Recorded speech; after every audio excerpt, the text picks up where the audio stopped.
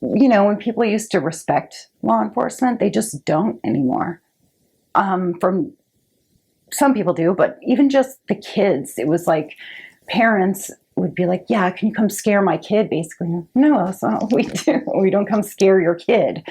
And even just working with parents, if you have juveniles who are doing something,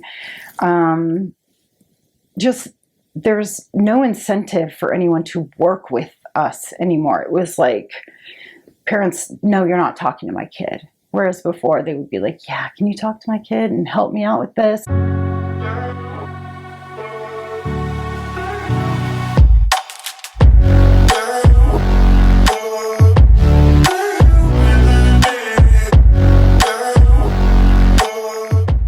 Okay, can you introduce yourself for me, please?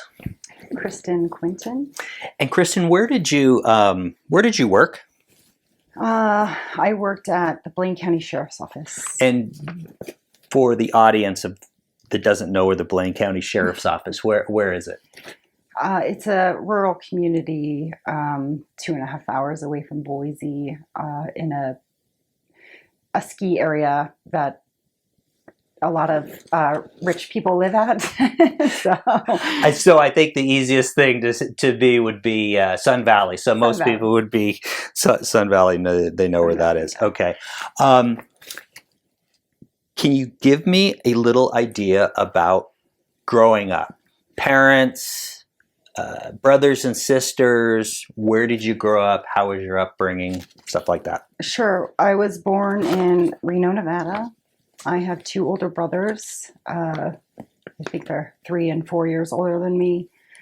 My mom and dad are still together. They live here now in Boise, and my mother was a teacher, and my father was a general contractor. And that's okay.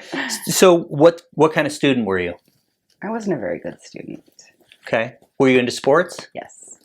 I was actually a pretty good gymnast and swimmer when I was young. I played soccer, wanted to play football, but I was not allowed to. What made you want to play football? Probably because my brothers both played football, and I thought it was really tough. So I wanted to do it too. Do you think it helped you out having older brothers later on in your law enforcement career, kind of always having your brothers maybe push you a little bit? Yeah, for sure. Yeah, they, I got beat up a lot and spit on, and what older brothers do to you. But yeah, I think they made me tougher. Okay, for sure. Where did you grow up? I lived in Reno until I think it was like junior high, and my dad moved us to Haley, which is in Blaine County, near Sun Valley, because he was a general contractor and he was going to build a lot of houses there. So we moved to Haley when I was about, I think, 13. Okay. What was it that drew you to law enforcement? Well, I wasn't really drawn to law enforcement. I never planned on being in law enforcement. After I had my 2 children, I was trying to find a job that had good insurance because my oldest son has some physical disabilities, and I was a single mom. So I put in for a dispatching position. And one of my friends had told me there was, something available. And if you work for the county, you have decent insurance. So. And I think we had talked about this before, but you were living in Reno at the time. And I can't remember exactly what you said your job was, but whatever you were doing, you thought was going to get you in trouble, and you thought, I better get out of there. Yeah. So at 18, after graduating in Haley, I moved back to Reno to go to college. I went to college, not for very long, but I had a very good paying job at a hotel casino, and I worked in that business for a long time. Kind of got into, there's lots of drinking, drugs, and stuff like that. And I decided I should probably leave. Yeah, it was a party, and I was 21, and So you go back to Haley, you decide to apply for a dispatcher job. How does the dispatcher job result in, well, the first thing you do is you go and work for the jail? right. So I went in for an interview. At the time, the sheriff's department was part of the dispatch, the communications department, and the sheriff's department does kind of all the background and the interviewing process. And at that time, one of the investigators was doing my background and asked if I would be interested in working as, in the jail or in law enforcement. And I said, I don't think I can, because, it wasn't like I was doing a ton of drugs or anything, but I had that background previously, where I had used some drugs, and I didn't think I would be eligible to do that. So it wasn't even a thought at the time. But when he asked me, I said, well, maybe. Kind of went from there. What was the first, though, you wanted to be a dispatcher? Was it just a job that popped up that you said, hey, I can get good benefits or whatever else? Or did you have any thought process about specifically being a dispatcher and what dispatchers do? Well, yeah, I mean, it was definitely had to do with the fact that I would be making decent money, and I would have, good insurance and things like that. So that, I didn't have any thought that it was going to lead to something else, but I wanted something stable, and it wasn't necessarily because I was like, oh yeah, I want to be a dispatcher and be involved. So it wasn't really like that, but it was just a job that I needed because I had 2 little babies, and I wanted to have something really stable. So it really had anything to do with law enforcement per se. You just needed a stable job. Yes. Okay. Before we start talking about the jail and later on when you become an officer and a detective and everything else, answer these questions for me, because we talked about your dad a little bit before this interview began, which is he was pretty strict and he was a Vietnam vet. What was his thought process about you going into law enforcement? Well, he was the one that prevented me from, playing football and being with the guys. I was the only daughter. They were going to have kids until they had a daughter, so I was his baby girl, and he definitely didn't want me in a situation where I'd be in a locker room with guys, or he wanted me to be a girl. Yeah. And especially after having 2 children, and they were helping me significantly with that at the time. That they were not happy about it. My dad specifically was not happy about it. And I take it your mom wasn't happy either? No, because she worries quite a bit, over worries. How about your brothers? What do they think about it? After I kind of got into it, and after a couple years, they're pretty proud of me. And my brother Jimmy, he has a picture of me in my full uniform, and he thinks it's pretty badass. But yeah, my parents weren't so happy. We had, again, talked a little bit about this beforehand. Tell me a little bit about friends and possibly losing friends because you became an officer. Yeah, well, I still had friends kind of within the high school. It's a small town, so I, got in touch with some of my friends that I used to hang out with. And once I started working in the law enforcement field, of course, everybody knows because it's a very small community. And, I'd go to certain parties and I wouldn't be allowed to go in the garage. Obviously they were smoking pot or whatever. But it seemed like a lot of my friends kind of stayed away from me. Not like they were doing anything crazy or criminal, but it just wasn't fun to be around a cop. Do you think you lost friends becoming a officer? Yeah. Okay. Yeah. All right. Okay, so let's talk about this. So instead of going dispatching, you go and you're in the jail. What are you working on? What are your day-to-day routines in the jail? So when he asked me, like, hey, do you want to work in law enforcement? I didn't really know what it would consist of. So they started me, I had just had a kid. So prior to working in the jail, I worked in the control room. So just, moving everyone about the jail. And as I was preparing for my physical tests and stuff like that, I saw how it was, and it's very intimidating that this is a brand new jail. And so I got to see it from up high and look down on what was going on. And I have no idea why I was even interested in it, but it's something to work toward.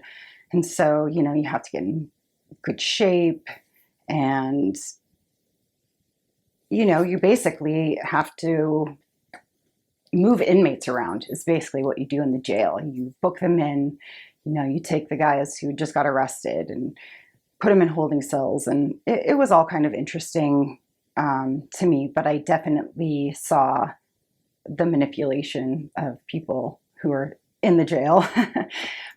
In what way? Just, how they work you to get what they want, or, Oh, you're talking about the inmates themselves. Yeah. Okay. Yeah. Well, the cops too, but it was interesting because not a lot of people see the other side of when someone gets arrested. And so it is interesting, and there's a lot to it. Facilitating a lot of people, getting people from other agencies that were holding for the prison, and just seeing how all of that works. And you're kind of going to school again. You have to do all this training. And so I just think having to work towards things continuously and learning new things, it was interesting.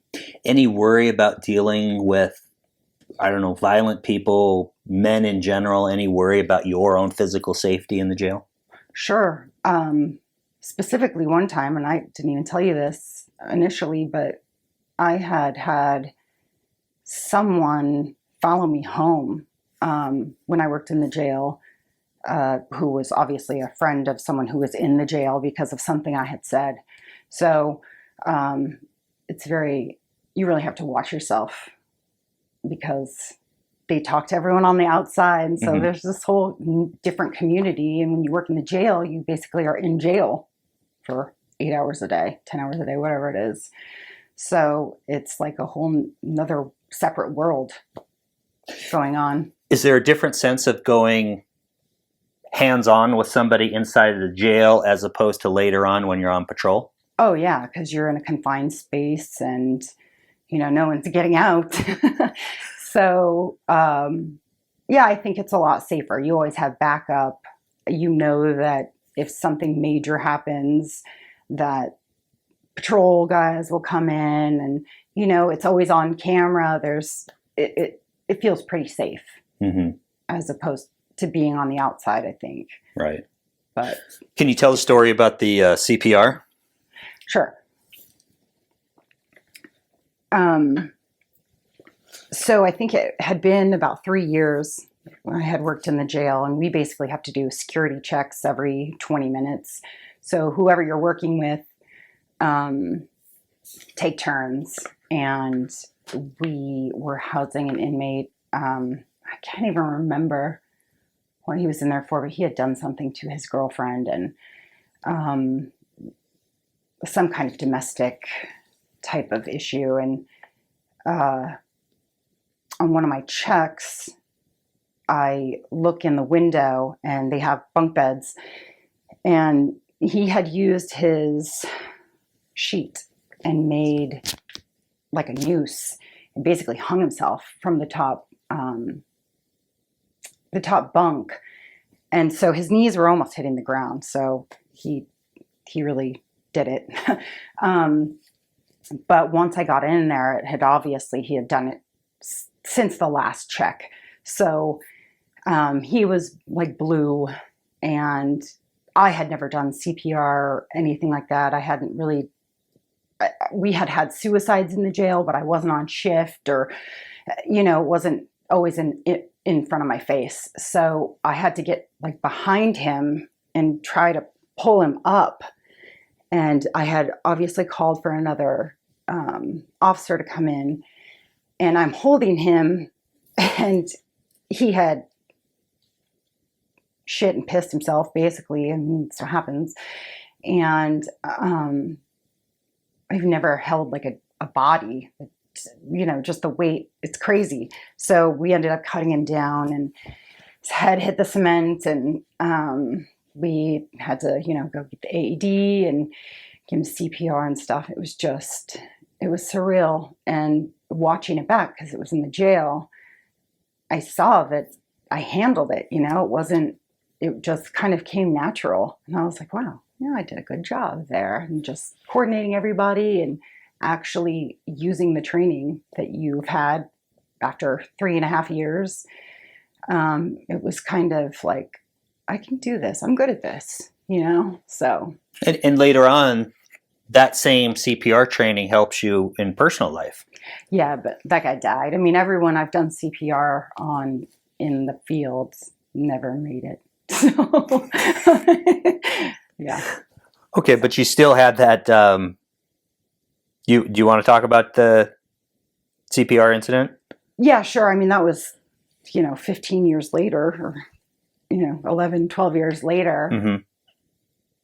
after several other instances. But my kid, he'll probably get mad at me, but he's been training to be a Navy SEAL, and he is swimming a lot and practicing holding his breath. And to make a long story short, I had to pull him out of the pool and give him CPR, and it was traumatizing, to say the least, for me more so than him. But he lived.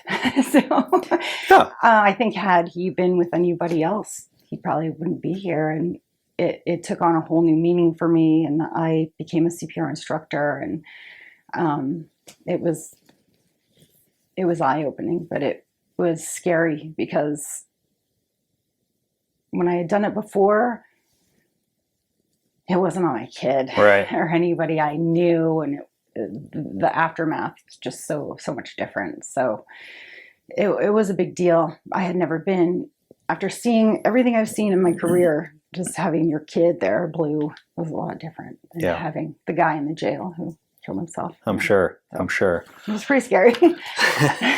So, Kristen, tell me a little bit about what's the process. You're working in the jail. How long do you work in the jail before you decide, hey, you know what? I want to go on patrol. I want to be an officer. I honestly wanted to be on patrol within the first 6 months of working in the jail. Why is that? It seemed like it was more exciting, and you're not stuck in the jail atmosphere. Everything is very, you do the same thing. You do laundry, you give them razors, you're taking care of these guys. Yeah. And it just seemed more, I hate to say fun, but you're not stuck in the jail all day. And I really looked up to the other officers being out there, and you get to talk to them when they bring the guys in and book them in, stuff like that. So it was just like my next goal. I had to be out there and be in a car and, do all the fun stuff that comes along with it. So how long are you in the jail before you go on patrol? It was over 3 years. Okay. So. And after those 3 years, you go through the training, you finally hit the street. Your department isn't that big. Mm-mm. So it's not like you're rolling around in a 2-man patrol car. Mm-mm. How is that, being out on patrol for the first time, not only as, a new officer, but in particular as a female officer? I honestly think our hiring process when I started was you had to work in the jail for several years prior to going on patrol. That changed because of staffing issues, and and things like that. But there were a lot of guys who went out on patrol before me, even though I was in the jail first and had more seniority, whatever. But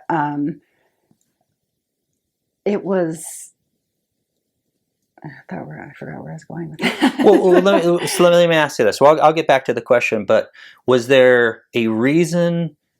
Did the department have a reason to work you in the jail prior to, or not you, but people in general working in the jail prior to sending you out on the street? Yeah, that's where I was going. I don't think I would have made it on patrol had I not worked in the jail first. Why? Because you get to see how, I hate to say criminals, it's not like these people are major criminals, but how people work and kind of use the system, but also you get to see what happens when an arrest is made. You have to learn all the laws, all of this stuff that goes along. There's a significant amount of training that goes into whether you're being a detention deputy or a patrol officer. And patrol officer is a lot more, I guess, prestigious, but it's just how it's viewed.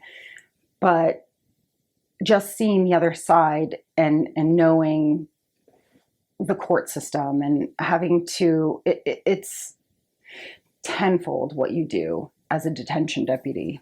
So it gives you the basics of how to handle situations, knowing what to do, and just the system in itself. Because in the jail, you bring people to their hearings. You get to see kind of more what happens after the arrest, as opposed to what happens before they get to that process. Right. So I think it was just kind of being familiar with law enforcement as a whole. Now, getting back to the question that I had, how was it for you being on patrol by yourself at night, or maybe not at night, but just on patrol by yourself? Thoughts about how close was your nearest backup? Did you fear for yourself, for your own safety? I mean, tell me about that, being on patrol for the first time. Well, you feel like if you really go through the training and you've been with, field training officers, and you usually do a lot of research in that process too, because you want to be good at your job. I think that anyone who tells you that they're not worried, I don't know, maybe they're not lying, but especially being a female, there is reasons to worry. I mean, just knowing that, I have 2 babies. I mean, who's going to be there if I'm not there? Things like that. I mean, you have to worry, and you also have to have kind of, all right, I know I can do this, but you just never know what's going to happen. And that's the part that's hard, is like you have to, or you're trained to run through scenarios. What do I do if this happens? What do I do if this happens? And so you've already kind of thought about everything. And then it's interesting to see how you actually handle it, So going through all those scenarios in your head constantly, it gets tiring. But yeah, I mean, how do you not worry about something's going to happen? And the county is very large, so it could take you 20 to 30 minutes to get to a call. So you have a lot of time to think about what you're going to do. And the other jurisdictions, the cities and stuff, they would come help you. But I think there's a de-escalation process that you have to learn when you're in a large rural county, because you are by yourself. So let's talk. I want to hit on that. So first of all, before I ask you the question, Blaine County Sheriff's Office, if you're out on patrol at night, how far away is your nearest backup? How many people are patrolling at night? So the graveyard shift, basically, I think, if I remember correctly, they would leave at midnight or 1, somewhere around there. So you're by yourself until about 6 a.m. So there's a significant amount of time, but there's also city officers, and there's usually 1 in each jurisdiction. So if it's, Haley PD, then you have a Ketchum PD, then a Sun Valley PD. So there are other officers on, but there's probably like 4 in the whole county on. So potentially your backup could be 30 minutes away. But most of the stuff that would happen in the middle of the night there, it's going to happen on one of the main roads. So your backup could be 30 minutes away. It could be 10 minutes. You just never know. So now getting to the de-escalation that we talked about, do you feel, because I do, and I've obviously talked to other female officers, do you feel being a female gave you a little bit better communication skills to de-escalate situations? Yeah, I mean, I could see how female officers, guys, the way they treat you is different. You know, you walk up, you're a girl. Guys kind of have a different view of if another guy walks up to them. So you already kind of have an advantage there in a sense, but they also know they could overtake you if they wanted to. So it depends on who you're dealing with. And I remember a time being way out on Highway 20 and not having backup close, where I walked away from a situation because I felt uncomfortable, because of who was in the vehicle, how they were looking at each other. And I don't know what was really going on, but I literally pretended that I heard something in my ear and was like, slow down, guys, and took off because I felt like something was going to go bad. So you got to kind of know when to not be the tough guy. I mean, I've had 4 large men in the vehicle and they looked like they were kind of shady, and I had stopped them for speeding, and you kind of get this sense, I forgot what they call it. What do they call that? That's sixth sense, woman's intuition. You kind of know when something's going to go bad, and I had a bad feeling, so I got out of there as quick as I could. Okay. I don't know if it was right or not, but I'm not going to take on 4 dudes in a car that looks scary. This is what it is. It was like 2 a.m. Yeah. So who knows what was going on? We have a lot of drug trafficking in that area, and there wasn't anyone around. So 31 years old is when you start on patrol. You basically work in patrol for 3 years, and then you go to detectives. Yeah. Why? What's the thought process? Why move along to detectives and not stay on patrol?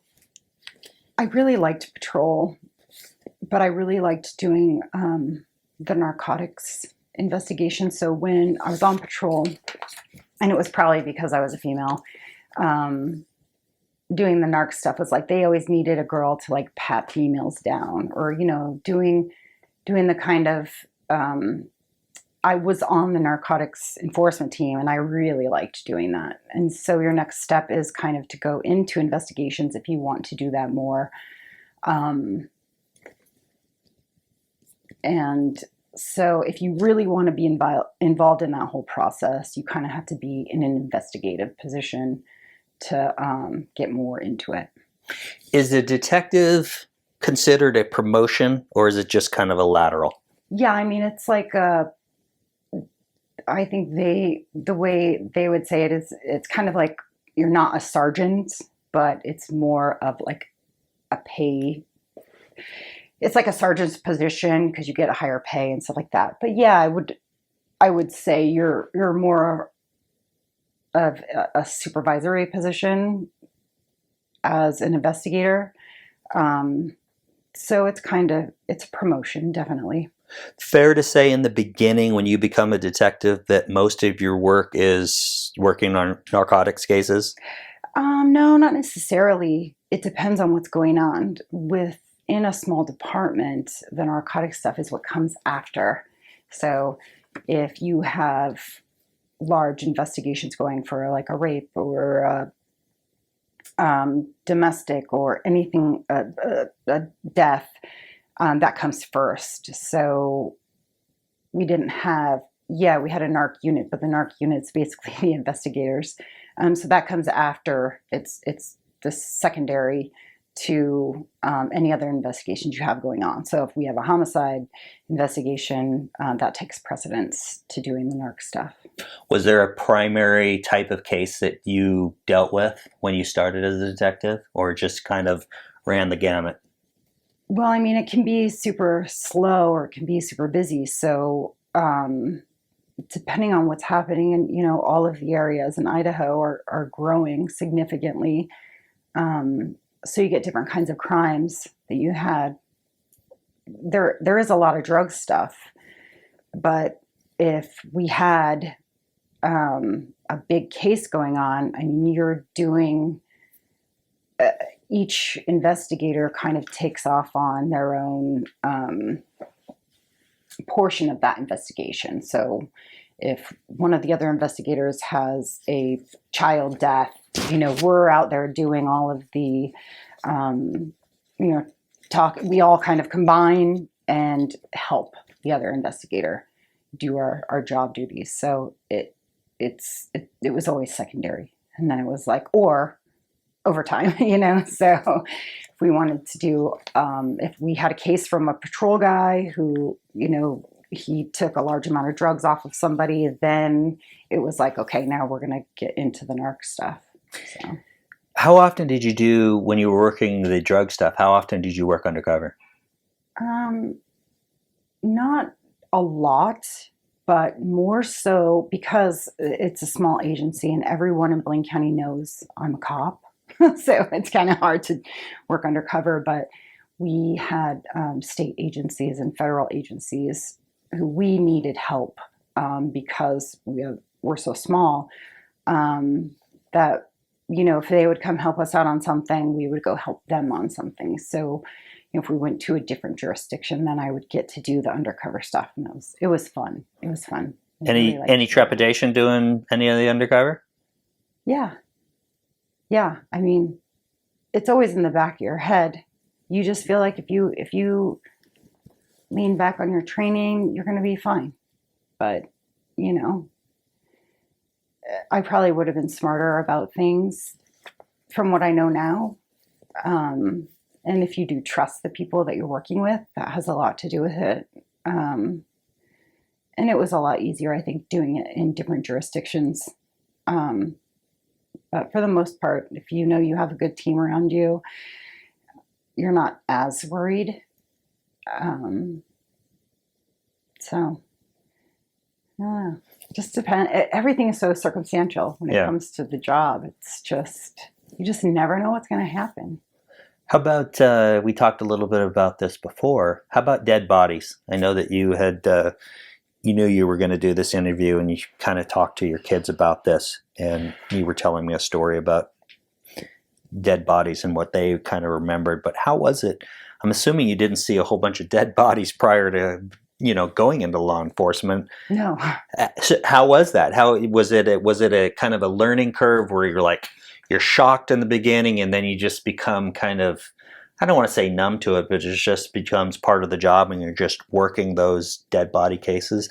Kind of give me a little idea about that. Yeah, what's weird is that, we didn't have a lot of homicides and things like that, or murders, but we did have a lot of suicides in the area where I was working. So that became, and anytime there's a dead body, an investigator's called. So that's one of the things that sucked about being a detective was if anyone comes across a dead body, you're getting called out. It definitely was not my favorite thing to do, but the anticipation of anything in law enforcement before you've dealt with it, it's so much worse in your head, because you're like, well, everyone worries about their first dead body, on their own. So yeah, you see them when your partner goes out to something, but when it's yours, it's totally different. And yeah, you have to kind of take everything out of yourself and just deal with it. And then the emotion, all that stuff happens later. But yeah, it was hard seeing all of the death and stuff. And I wasn't even in a big jurisdiction. but it sticks with you, you know? It's like having to see certain things that no one wants to see, but it's like, oh, yeah, I'll go. I don't know why I did that. But yeah, it just kind of makes everything, you just try to block it out, do your job, and then go home, you know? Yeah. When you say, hey, I'll go, you know, that type of stuff, was there ever a sense from you as having to prove yourself as a female? Yeah.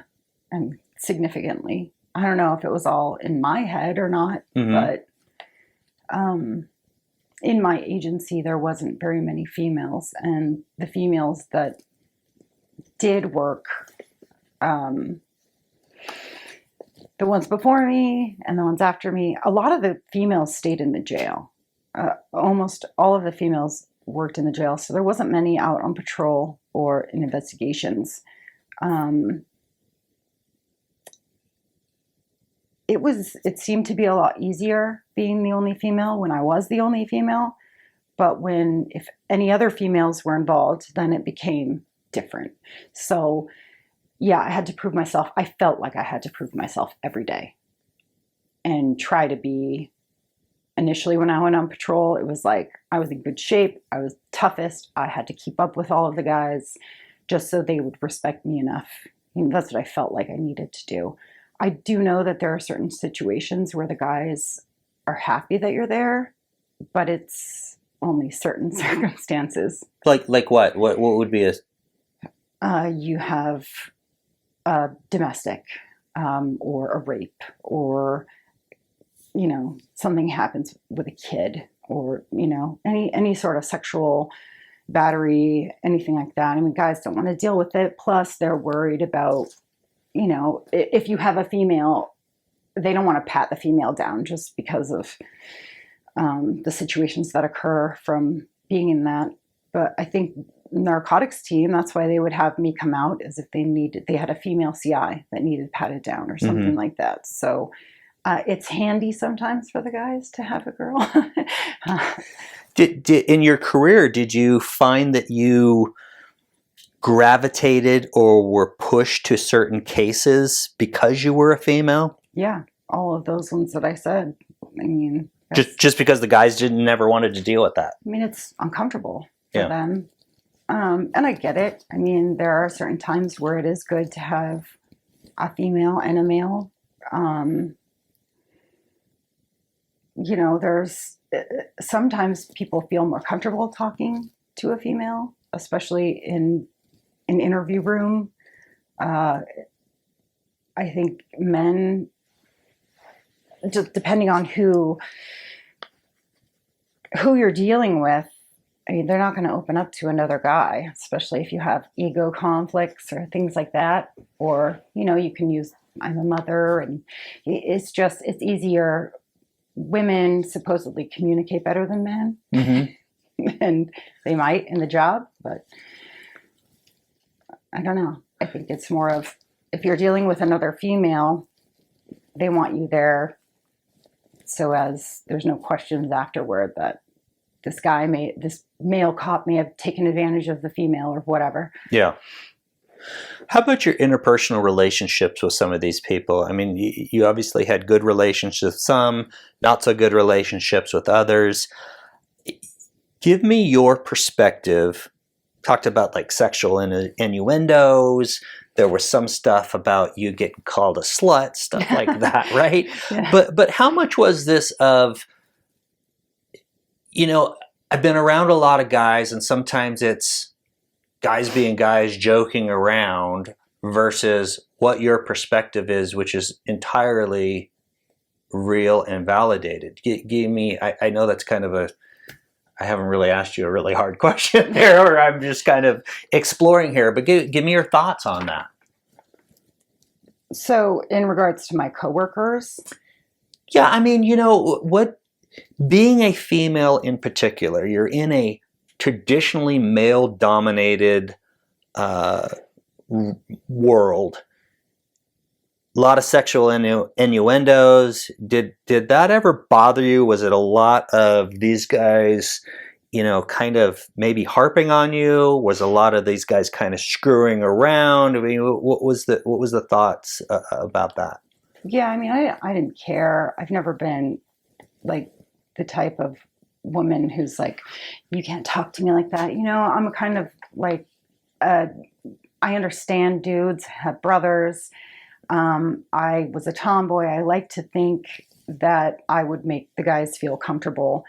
But when there is a female involved in a dominated male space, they have to show certain kinds of masculinity. I don't know. And they also don't want you to be better than them at anything. So I just feel like I understood. And if someone would make a joke or whatever, it was one thing. But if you're single and you're a female in law enforcement, you're kind of targeted. I mean, you're either, like you said, you're either a slut, or there's rumors that happen, and it's not necessarily any of it being true.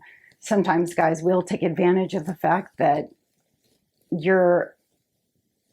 when you're a cop and you're very involved in your job, your friends are cops. I mean, for the most part. I didn't learn till later in my career. That's probably not a good idea, but I mean, things happen sometimes, and I do think I was put in positions that I shouldn't have been, but I allowed it at the time because I wanted to be a part of, the group or the gang or whatever. So I do think I was put in situations that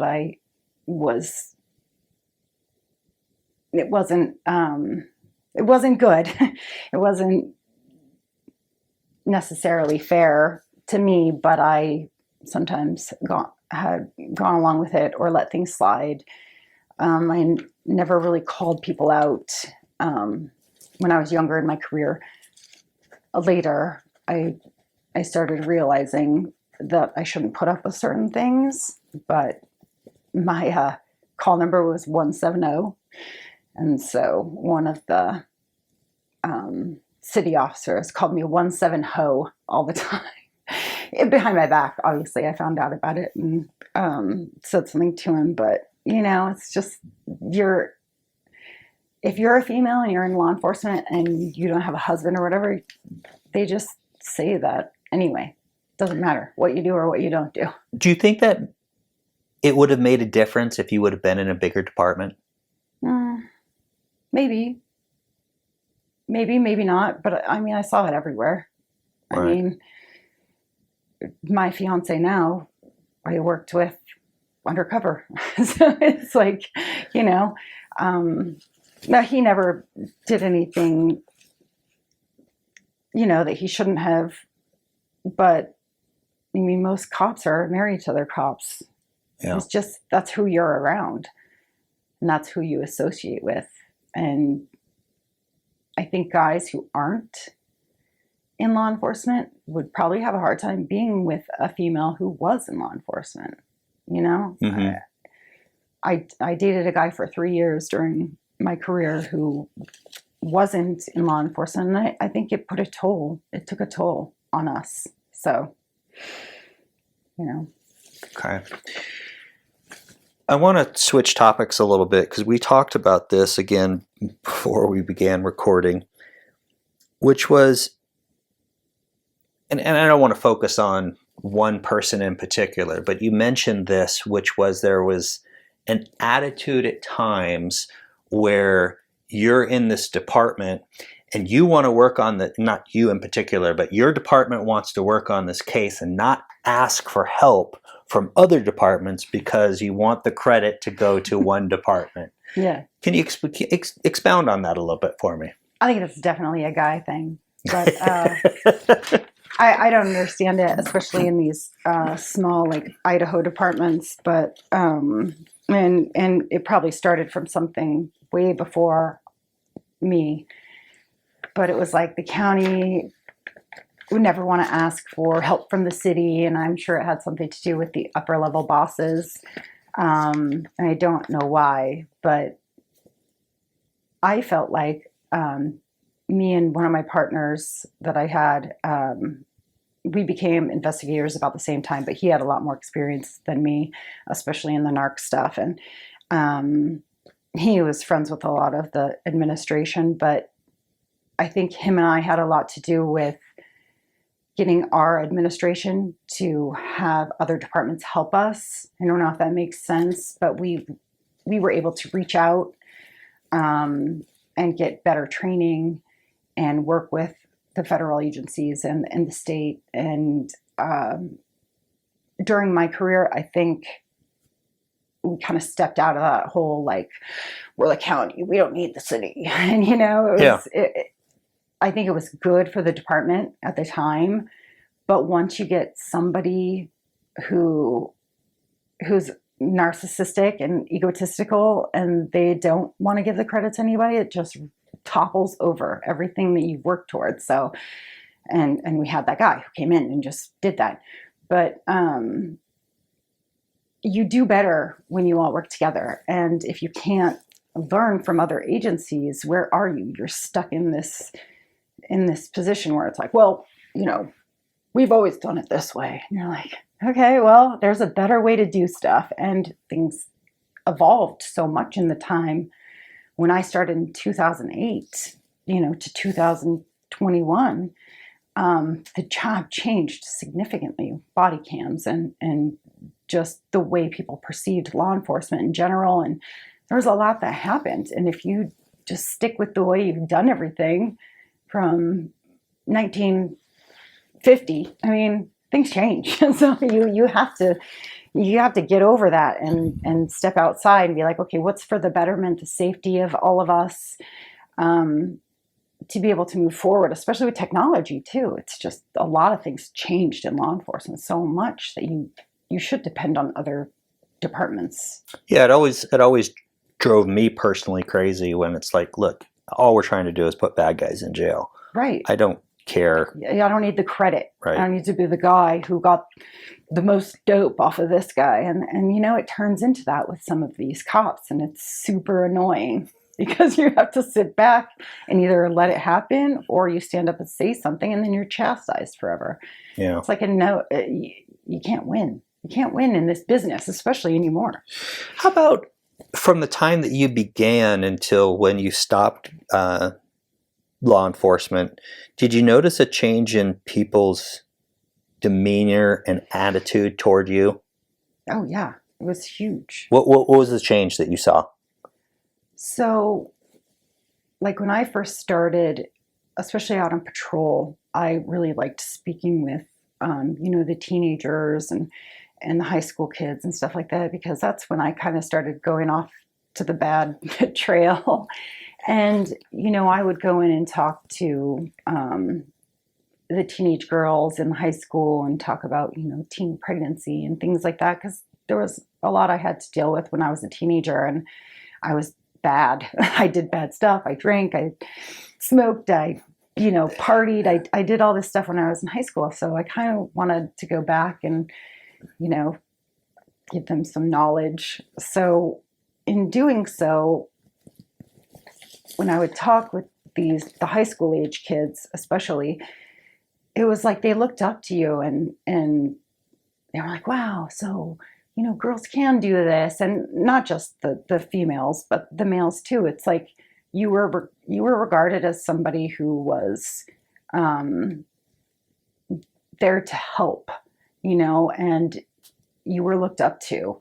By the end of my career, it was completely opposite. I mean, the job was, you know, looked down upon. People hate cops. And it was like I started not even telling people what I did for a living, you know, whereas before it was like, yeah, I'm a police officer and it's really cool. And people were like, oh, that's neat, you know, and by the end of it, it was just like, yeah, I work for the county. You know, yeah, it's like you don't even want to talk about it, and people just don't have the respect for law enforcement that they used to. Why do you think that is? Well, I mean, a small few ruin it for the majority, but then also the way society has changed. You know, just how do you say it? Like, when people used to respect law enforcement, they just don't anymore.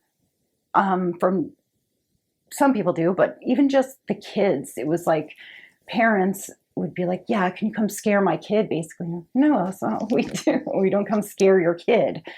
And even just working with parents, if you have juveniles who are doing something, just there's no incentive for anyone to work with us anymore. It was like parents, no, you're not talking to my kid. Whereas before they would be like, yeah, can you talk to my kid and help me out with this? And it's so strange. But I do think there are some bad cops, and I do think they ruin it for the good cops. Okay. In general. Okay. Did that answer you? Not really. Yeah. No. Well, I mean, do you think? I mean, I have some thoughts on this, but when you bring up kids and parents, do you think that the change in attitude towards, I mean, notwithstanding like the George Floyd stuff out there and other things that happen, do you think it's more of a change in morals, values, parenting? I mean, sure. No one takes responsibility for their actions anymore. Yeah. If I screw up, I'm the first one to say like, I screwed up. But no one wants to, everyone wants to, it's the blame game now. It's like no one wants to be held responsible for what they do. So it's somebody else's fault. I'm this way because of this. And it's like the victim mentality kind of, where it's like regarded to be a victim now. Yeah. No one wants to just kind of stand up and say, yeah, there's stuff that's wrong. Let's fix it. It's no, things are bad, and this is why, and it's your fault, and it's your fault. Yeah. Just no, absolutely. Turns into a vicious cycle. Where people used to say they would have their little kids be like, "This is who you call if you need help." Yeah, that doesn't happen anymore. Right.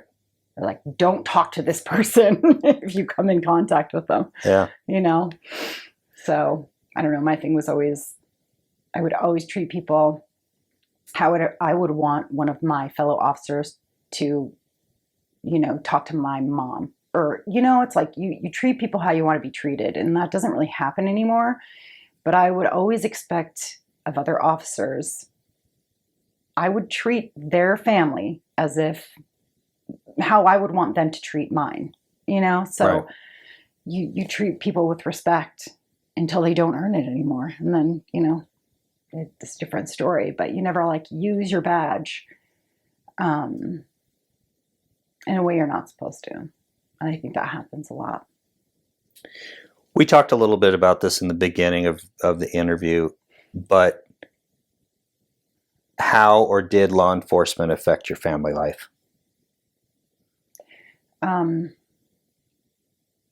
So like with my kids specifically, or my parents, or? Yeah, let's.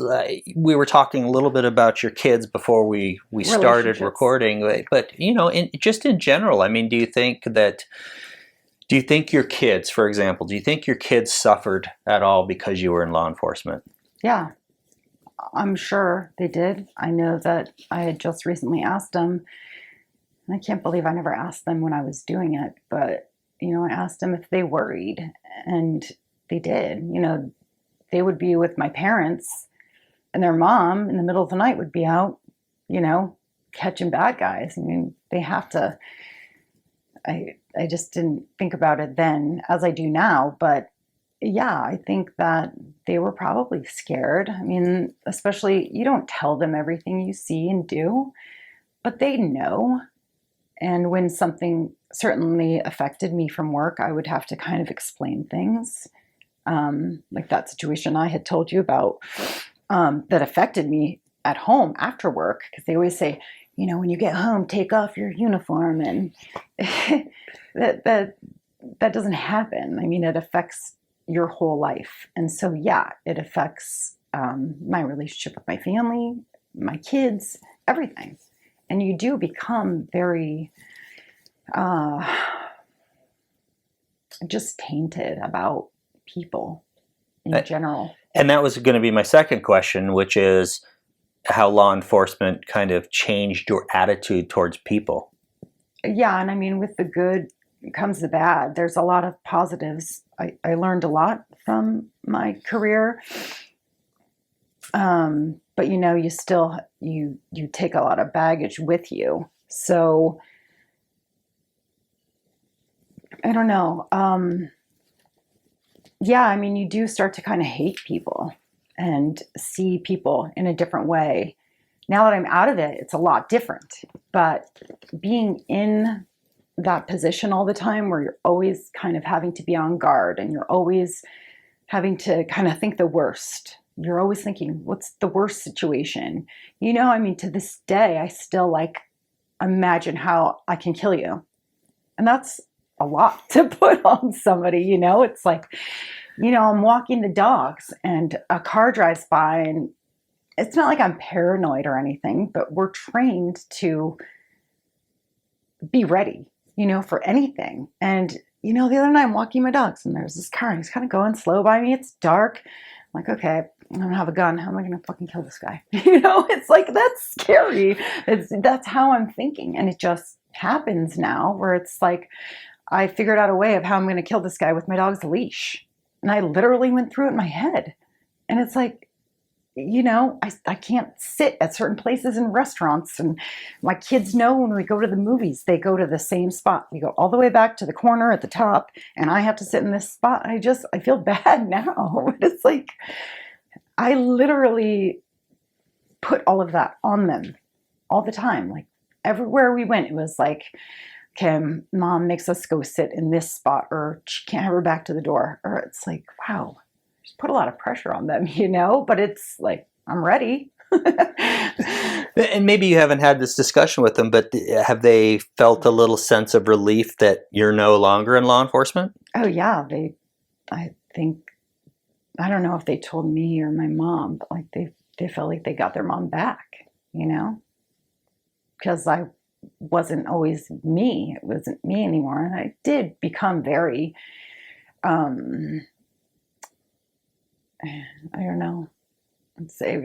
I don't know. I became mean and bitter and just skeptical, and I don't know. Yeah.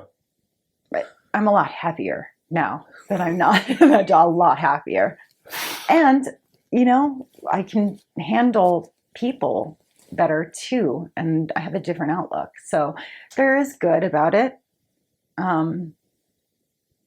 I guarantee you I'm going to be prepared for situations, and more so than other people. But I don't know if it was worth it necessarily, but I did learn a lot about people and what not to do.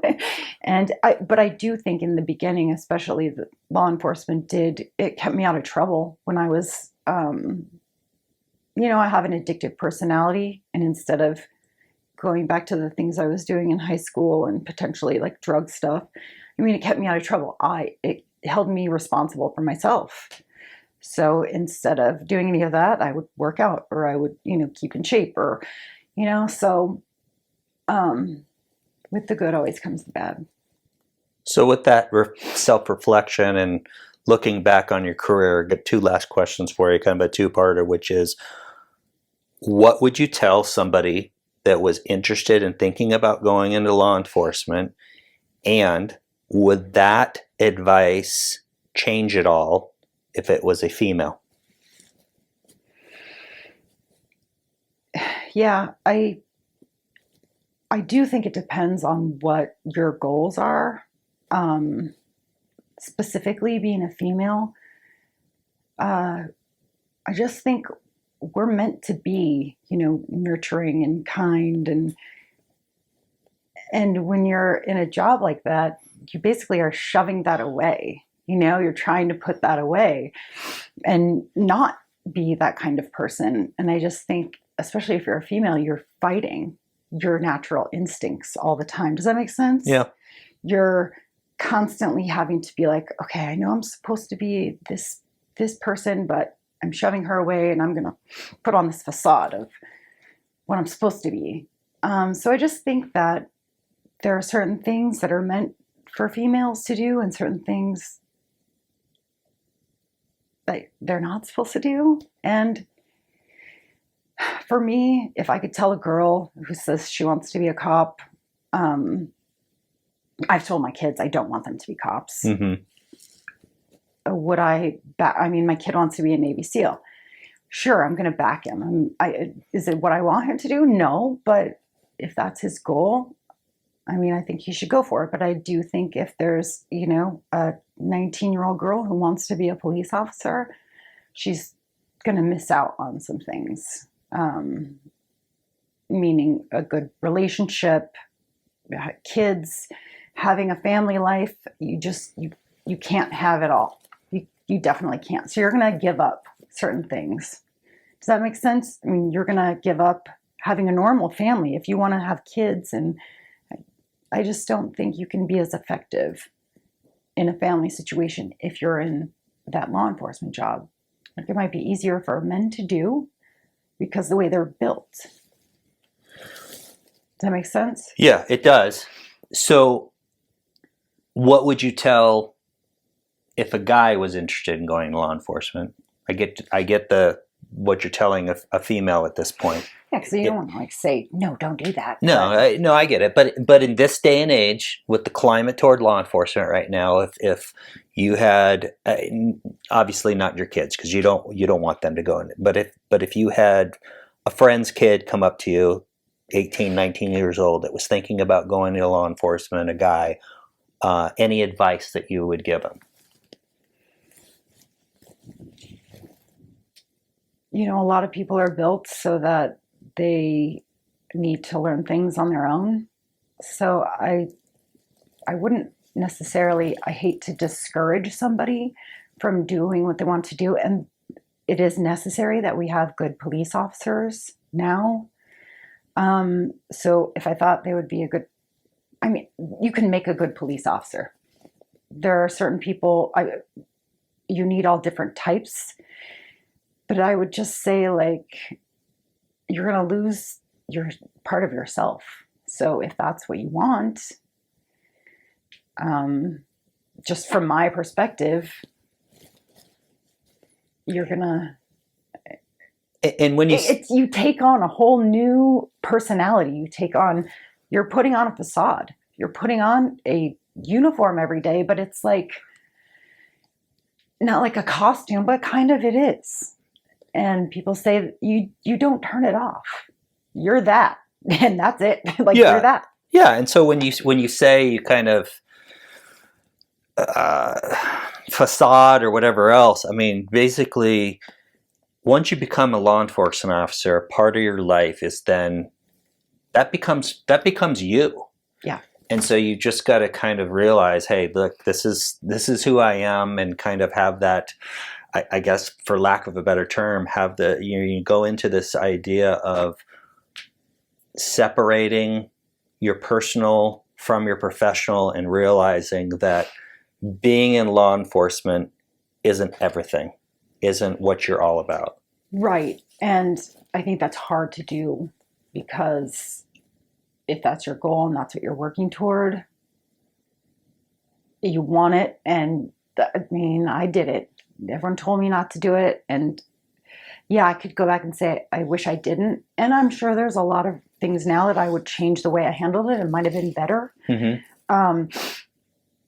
But I just think that depending on your goal in life, if you want to have a family and kids, and, like, for a female, be a good mom and stuff, you're not going to be able to do those things. You're going to take away from that. So your kids, your family are going to be deprived of you being a whole mom. Does that make sense? Yeah. Like, I don't know, I think priorities have changed too in the world in my 44 years that I've seen, and it's kind of reverting back. But you're not really a good family person when some people can make it work, that's fine. And guys more so than girls, because they can compartmentalize things. And we were talking about, like, a lot of the cops are single females. And I think it kind of is empowering for a female to do that, knowing like, hey, I can take care of myself and I can take care of my kids. I don't need a man, whatever. But you're still missing out on something. Does that make sense? I mean, you're not, it ultimately depends on what your goals are. If you want to be a cop and you want to be a cop and you want to be a good cop, go for it. But you might not come home. And that sounds strange, but you might not. I mean, you have to be okay with the fact that stuff can go bad one day and you might not come home. And if you're a single mom and you have 2 kids, they don't have their mom anymore. Yeah. I mean, it doesn't happen all the time, but it can you're putting yourself in a position to where you're more likely to be taken out of the world. And especially totally different perspective as a single female than, even a married female or guy or whatever else. But you really got to... Divorce rates are highest in police officers, suicide. I mean, so if you know all that going into it, I mean, I think cops die more so of suicide than they do of being killed on duty, right? I mean, sure, the statistics show that, but you have to be a cop, and you can't leave your job and go home, if that makes sense. It does. Because I got called into work all the time, and to have a job now where I don't get called in the middle of the night saying we have a dead body, it is so refreshing to not have to have that. It's like, it's the best thing ever. So for 15 years, I was on like this all the time. Like, I'm on pins and needles. It's like, okay, I have to deal with a dead body. I have to shoot something. I have to, it's just like, it's a constant thing. So if that's what you want to do. But you're not going to be a regular person and take off your officer badge and be home and be perfect mom or dad. I mean, you're just not. Yeah. So from my perspective. Yeah. Kristen, I really appreciate the interview. Thank you. Yeah, you're welcome. Thank you.